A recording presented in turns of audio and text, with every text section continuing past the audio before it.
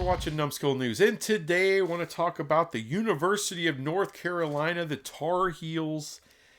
They have a bit of an uphill climb, I believe. Now, I've never been a believer in UNC going to the Big Ten or the SEC. I think a lot of that is a lot of overhype, a lot of cheap reporting, a lot of misreporting, a lot of sources who have things wrong.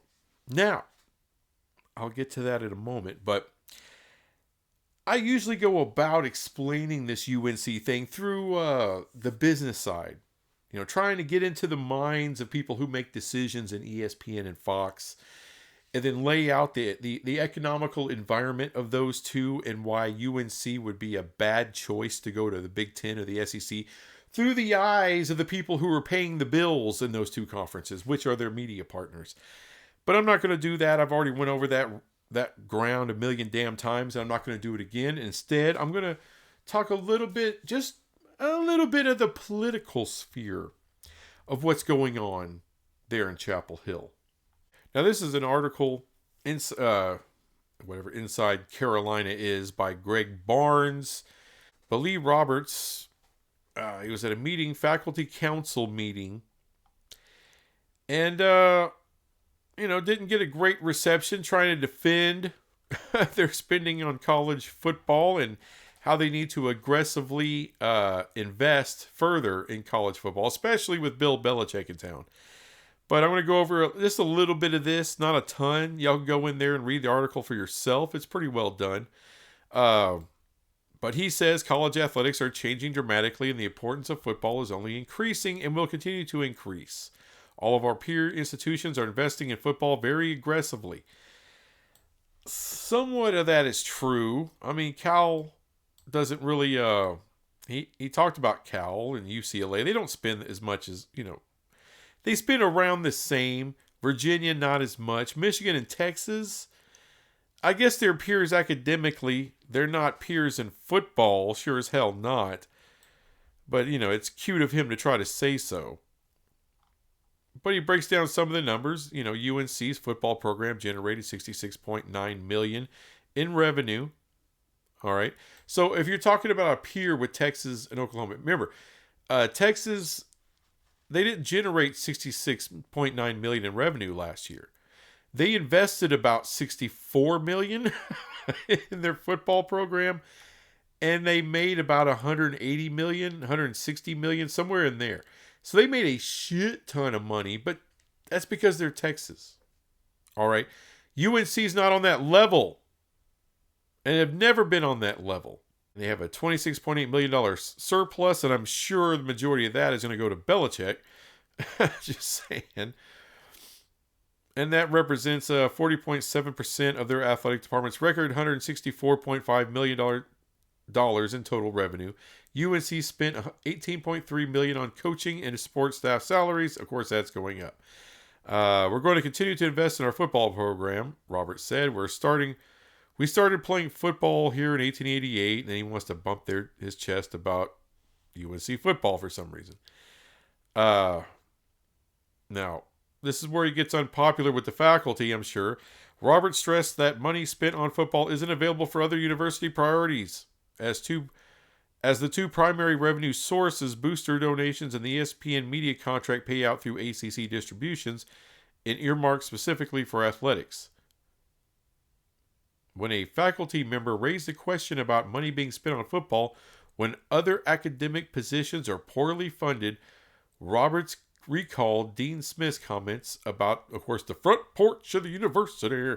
If you go all over the world, he said, and I am sure most of you have seen this firsthand, you'll see people wearing our colors and our logo, and they're doing that mostly because of our sports teams. No, that's kind of a lie by Lee Roberts. It's because of their basketball program, their men's basketball program, the Jordan brand. That's why, not because of generically our sports teams, not because of our political science department, which you said. In fact, it's a fact of the world we live in.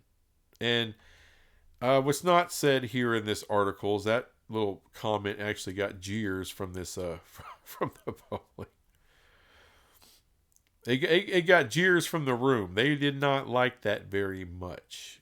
Now, a lot of this article will give you a lot of background on how uh, the people within UNC, there's been a fight, this ongoing fight between um, the athletic department and the academic side of UNC. And they're not alone. There's a lot of big time academic universities that kind of feel the same way. Like if you listen to Aaron Rodgers and when he talks about his experience in Cal with certain professors, yeah, there's not a lot of love lost between academic and athletic departments, especially in the higher branded academic schools like a UNC. But I think what you'll find is like in Texas, Michigan, like they mentioned, you can add in Ohio State or Penn State. Uh, yeah, that's probably you probably don't get as much pushback from the faculty and staff on your athletic spending, especially there because they make ass tons of money and they know they bring in a ton of students because of that supposed front porch. The pushback really with UNC is that front porch they have, that's a basketball porch they have. It's really nice.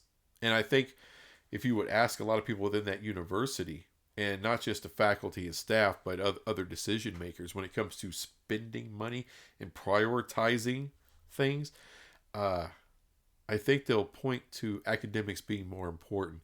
And they'll say, look, we got a great front porch. We got a blue blood basketball program. I know you're saying football's all kinds of important, but we built what we built here off of men's basketball. And as long as we're still doing that, shut up. That's just my little gist of it. Because he's trying to get more money. Because now he's got a Bill Belichick and he needs to keep Bill Belichick happy.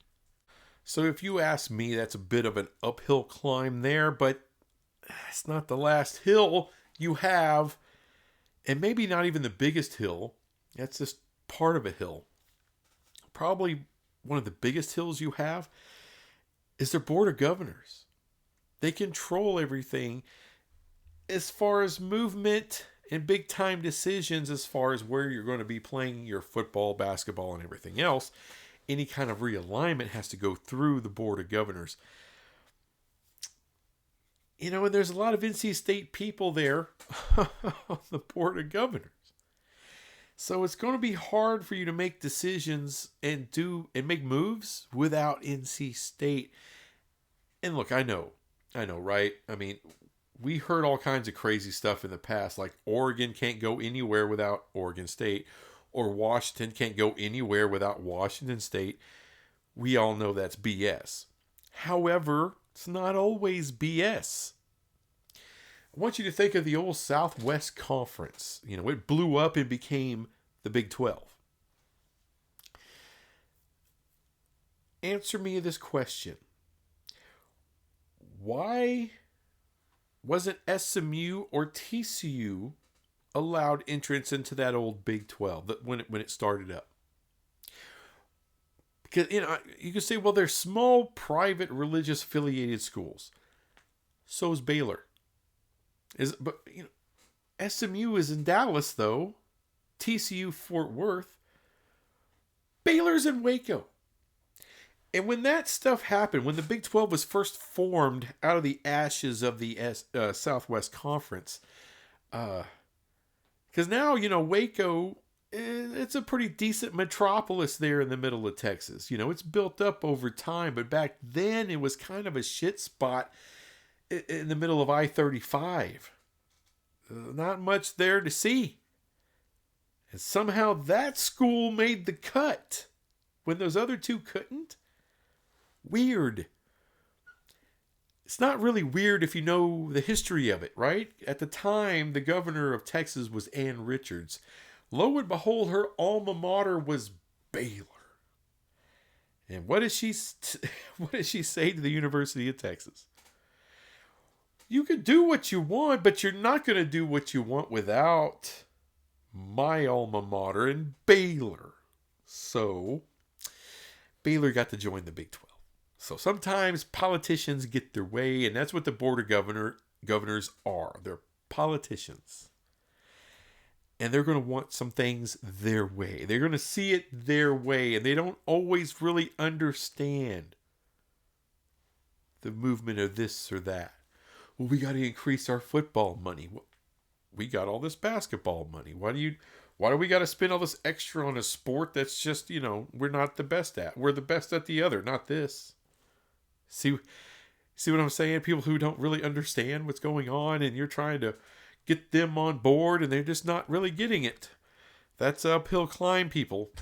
There's all these sources, because this crap about the Big Ten and the SEC really prioritizing UNC for entry. Like, behind Notre Dame, that's their number one team. That's our number one. So where's that coming from? It's coming from sources that are feeding, some of these big national media. But you can't always trust that. Let me give you an example, a recent example. Ed Warder, big time NFL national media writer.